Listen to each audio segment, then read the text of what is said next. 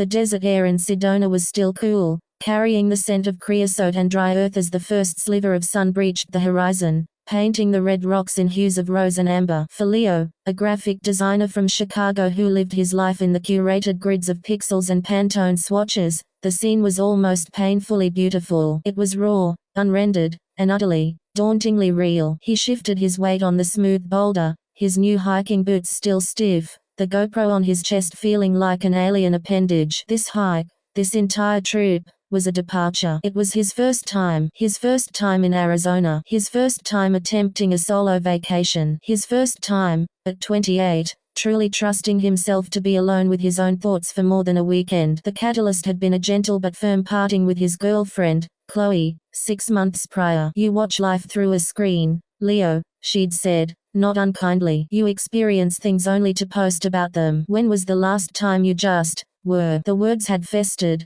transforming from a sting into a challenge. So here he was, being, with a $2,000 camera set up to ironically document the attempt. The trail, the Devil's Bridge Trail, was more crowded than he'd anticipated. He'd imagined a solitary, contemplative journey, but it was a conveyor belt of families, fitness influencers doing lunges in sports bras, and older couples with expensive trekking poles. He felt a familiar itch, the urge to pull out his phone, to disconnect from the slight disappointment by connecting to Wi-Fi. Instead, he focused on the path, the crunch of gravel underfoot, the way the light shifted moment by moment. About a mile in, the crowd thinned at a fork. A smaller, less maintained path veered off, marked only by a faded wooden sign, Canyon Vista, unmaintained. The main trail beckoned with its clear purpose and promised payoff, the famous bridge. The side path whispered of uncertainty. Leo checked his phone. No service. A twist of anxiety tightened in his gut. Then he heard Chloe's ghostly critique,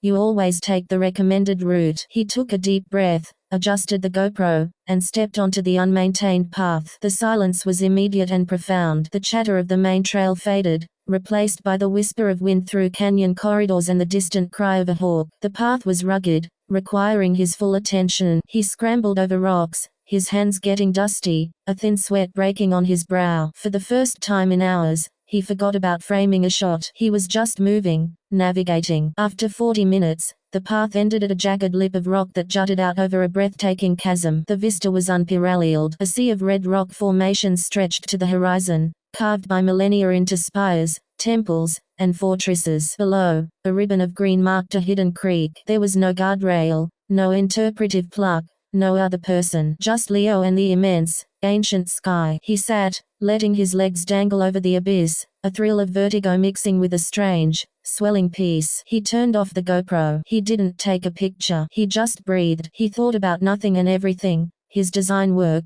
which suddenly seemed so small, Chloe's face, the constant, low-grade hum of city life that was entirely absent here. For a perfect, fleeting hour, he simply existed in the moment, a tiny, temporary creature on an ancient stone ledge. The sun climbed higher, the heat intensifying. Reluctantly, Leo knew he had to start back. He stood, his body feeling lighter, his mind clear. As he turned, his foot, in its still stiff boot, caught on a twisted root. He stumbled, his arms windmilling for a heart-stopping second before he crashed down onto the rocky path, his ankle folding beneath him with a sickening, fiery wrench. A curse ripped through the silent air. Pain, sharp and insistent, radiated from his right ankle. He sat up, gingerly pulling up his hiking sock. It was already swelling, a plum-colored discoloration blooming around the bone. He tried to put weight on it and gasped, seeing white spots. A sprain, at best. Maybe a break. Panic, cold and slick, began to ooze through the earlier piece. He was alone. No one knew he was on this path. His phone had no signal. The main trail was at least an hour's hobble away, over rough terrain he'd struggled to navigate on 2 good feet. The next hour was a lesson in brutal humility. Leo tried to crawl, but the rocks tore at his palms and knees. He attempted a pathetic, hopping limp, each jarring landing sending novas of pain up his leg. He used a found stick as a crutch, but it snapped under his weight after 20 yards. He was dehydrated. The sun was now a punishing orb, and he had drained his single water bottle. The serene vista now looked like a beautiful prison. Despair wrapped around him, tighter than the pain. This wasn't an adventure, it was a stupidity. A first-time idiot's mistake. He slumped against a boulder, his breath coming in ragged hitches. He was a graphic designer, for God's sake. His skills were in vector graphics and color theory, not wilderness survival. He closed his eyes, the weight of his isolation crushing. He thought about his apartment, his ergonomic chair, the predictable ding of a Slack notification. He would have given anything for that now. Then, a sound, not the wind, a rhythmic crunch of footsteps on gravel, coming from the direction of the vista. Leo's heart hammered against his ribs. He shouted, a hoarse, desperate cry. Hello? Help, I'm over here. The footsteps quickened. A figure came into view, a woman, perhaps in her early 40s, with a calm, weathered face under a wide-brimmed hat and intelligent eyes that immediately took in the scene. Leo, his swollen ankle, the broken stick, the fear on his face. She carried a well-worn backpack and moved with an easy, confident grace over the rocks. Well, she said, her voice steady and surprisingly soothing. Looks like you took the road less traveled and it decided to fight back. She knelt beside him, her movements efficient. I'm Maya. Leo, he managed, almost dizzy with relief. Maya was a geologist, she explained, doing some off-trail surveying. She was also, as Leo would soon learn, a walking encyclopedia of the desert and a master of practical calm. She assessed his ankle with gentle, sure hands. Bad sprain, not a break, I think, but you're not walking out on it. She rooted in her pack, pulling out things that seemed to Leo like miracles, a triangular bandage, a cold pack she activated with a snap, a large water bladder, and a high-energy protein bar. She fashioned a competent splint and sling for his ankle, gave him water and the food, and then, after a pause, a small, solar-powered satellite communicator. My husband makes me carry it. Never had to use it before. While they waited for the park rangers Maya had summoned, she talked. She spoke about the geology of the canyon, how the layers of rock told a story hundreds of millions of years old. She pointed out a cactus wren building a nest, and the almost invisible trail of a sidewinder in the sand. She shared a story about getting caught in a flash flood years ago, and how it taught her to respect the land, not fear it. The desert doesn't care about your plans, she said, her eyes on the horizon. It only reveals itself to those who are prepared to listen and adapt. Leo listened, truly listened, for what felt like the first time. He wasn't thinking of a clever response or how to turn her story into an anecdote. He was absorbing it. Her knowledge wasn't for show, it was a deep,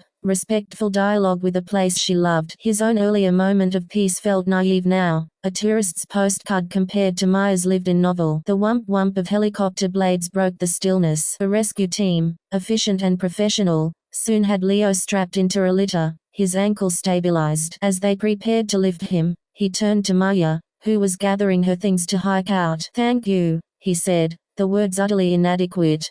I don't know what I would have done. Maya smiled. You would have figured something out, eventually. Sometimes the first times are the ones that teach us what we're made of. She tapped her temple. And next time, better boots, more water, and always tell someone where you're going. The helicopter ride was a blur of noise and motion, the canyon shrinking below him into a magnificent tapestry. At the medical clinic in town, his ankle was confirmed to be a severe sprain, wrapped, and iced. He was given crutches and strict instructions to rest. Back in his rented cabin, perched on the edge of a couch with his leg elevated, Leo felt the events of the day settle over him. The fear had receded, replaced by a profound, aching gratitude and a swirling torrent of thoughts. He plugged in his GoPro, not for a YouTube edit, but just to see. The footage was mundane, his boots on the trail, the sweeping vista from the ledge, then a chaotic skyward jerk as he fell, and finally, a long, static shot of red dirt and the sound of his own pained breathing before the battery died. He transferred the files to his laptop. He had a video editor at home. He could craft a thrilling tale of disaster and rescue, a cautionary vlog for aspiring hikers. He could monetize his mistake. But as he replayed the audio of Maya's calm voice explaining the sandstone formations, something felt wrong. It would be a violation. That moment, that rescue, wasn't content. It was a human exchange, a kindness in the wilderness. Turning it into a product felt cheap, a return to the very behavior that had sent him here. For 3 days, Leo stayed put, his cabin becoming a cocoon. He read books left by previous renters. He watched the light move across the mountains without filming it. He sketched in a notebook, not digital designs, but clumsy, heartfelt drawings of the rock formations, the cactus wren, Maya's kind face. He called his parents, not for a performative check-in, but for a long, meandering talk. He even sent a careful, non-accusatory text to Chloe, simply saying he'd thought of her words and was trying to understand them. On his last evening, his ankle strong enough to bear slight weight, He hobbled to a viewpoint just behind his cabin. He didn't bring the GoPro. He brought a bottle of water and his sketchbook. As the sunset once again ignited the world in fire, Leo felt a different kind of first time settle within him. It wasn't the dramatic first of a solo trip or a rescue. It was the quiet, burgeoning first of a new understanding. He had come to the desert to prove he could be alone. Instead, he'd been found. He had come to capture beauty, and instead had been humbled by it. He had always seen competence as something related to his professional world, meeting deadlines, mastering software. Maya had shown him a different kind of competence, presence, preparedness, and a deep, quiet knowledge of one's place in a vast world. The flight back to Chicago was different. He looked out the window at the patchwork land below, not through the filter of a camera lens, but with his own eyes, thoughtful and tired. The city, when he returned, was louder than he remembered, a relentless assault of sound and light. His apartment felt sterile, a gallery of his former self. A week later, sitting at his sleek desk, the unfinished GoPro footage stared back from a folder on his screen. The old itch returned, to craft, to publish, to share. But the impulse had changed. He didn't want to make a video about himself. He opened his editing software, not with the intent of vlogging, but with a new purpose. He began to create a short, beautiful film. It used none of the footage from the fall or the rescue. Instead, he used the serene shots from the early hike, the vista from the ledge, the close-ups of desert flowers and ancient rock textures he'd captured before his misstep. He set it to a gentle, licensed instrumental track. Over the visuals, he didn't speak. He used simple, elegant text cards. They told a story, but not his story. They were a tribute. They offered practical hiking safety tips. Always tell someone your route. Carry more water than you think you need. A basic first aid kit is essential. Know how to signal for help. The cards were interspersed with the breathtaking shots of the desert. The final card read, "The greatest views often lie beyond the main trail, but the greatest respect ensures you can return to share them. Be safe out there. This landscape has stories older than ours. Listen to them." He uploaded it, not as a dramatic my horrifying near-death experience video, but as a calm, respectful piece of visual poetry with a public service message. It complied with every YouTube guideline. It was original. It was safe. It promoted preparedness and respect for the environment. It didn't sensationalize his personal crisis. The video didn't go viral. It got a modest number of views, steady and slow. The comments were different from what he was used to. Stunning visuals, and such an important message. Thank you for the reminder to be prepared. This is so much more valuable than disaster footage. This made me want to visit and also to be a better steward when I do. Leo found himself reading these comments, not for ego, but for connection. He had shared something true, and in return,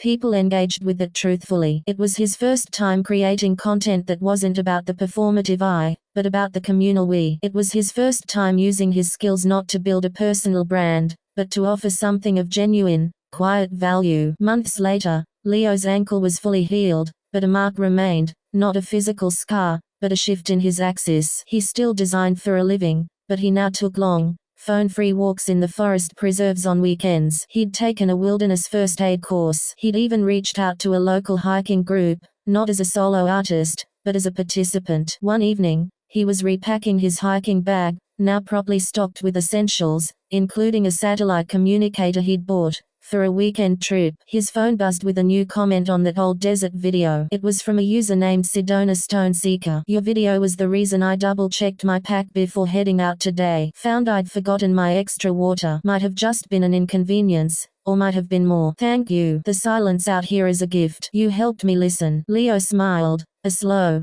deep, genuine smile. He put his phone in his pocket and finished packing. He was heading out the next